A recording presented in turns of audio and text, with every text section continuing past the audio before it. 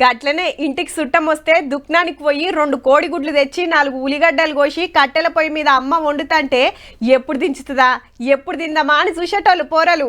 సుట్టపాయనకు ఇంటాయనకు అట్లనే పిల్లలకు వడ్డిస్తే అబ్బా మా ఇంట్లో ఇలా గుడ్ల కూర అని మురుసుకుంటా ఊరంతా చెప్పుక తిరుగుదురు.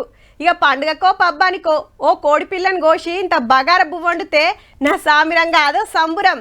కానీ ఇప్పుడు ఎట్లుందంటే ఆరానికి 3 మాటల తినుడేనాయే. సరే ఇప్పుడైతే గీ ముచ్చటినుండ్రి.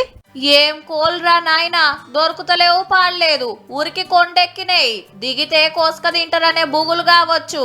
ఆవు మరి చికెన్ కిలో 300, అర్ధ కిలోకైనా 150 పెట్టాలి. మంచిగా ఎచ్చం మసాలా గట్టిగేసి వండితే 4 ఇంట్లో ఒక్క పూటకే వండిన కూర కథం. కోడి కూర రేటు రాకెట్ ఎక్కేటొరకు చికెన్ సెంటర్ల ఓనర్లు ఈగలు చెప్తాండట గిరాకులు లేక.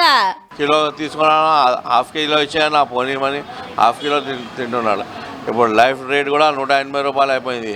మా దగ్గర నాటుకోడి 450 రూపాయలు అయిపోయింది. డబల్ రేట్ అయింది అని కస్టమర్ కూడా వస్తలే. మీరు మంచిగా నజరేసిండ్రో లేదో, గల్లీ గల్లీకి 4 చికెన్ సెంటర్లు పుట్టినాయి అబ్బా. ఇన్నొద్దులు లెక్క ఆయితారమో 10 రోజులకో పరో తినుడు లేదాయే. ఎప్పుడు కౌస్ మీద కాయిష్ పడితే అప్పుడు కొట్టించుకోవుడే. ఆరంలా 2-3 రోజులు గిన తినేటోళ్ళు ఉన్నారబ్బా. బిజినెస్ మంచిగుందని పోటీలు పడి దుక్నాలు పెట్టిండ్రన్నట్టు.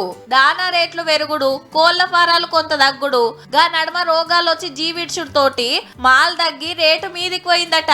మళ్ళా పెళ్లిల సీజన్ చాలాయే, హలీం బట్టీల జోరుండే.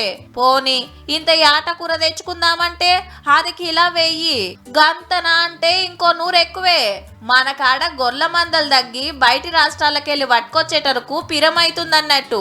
ఏహే సాపుడు కాకుండా చేపలు తీసుకుపోయింది నయం అనుకుంటురట కొందరు. ఉన్న ముచ్చట చెప్పినమబ్బా. ఆయితరం పూట ఏం తెచ్చుకుంటారో ఏం వండుకుంటారో మీ ఇష్టం. ఈ గుంటాం మరి.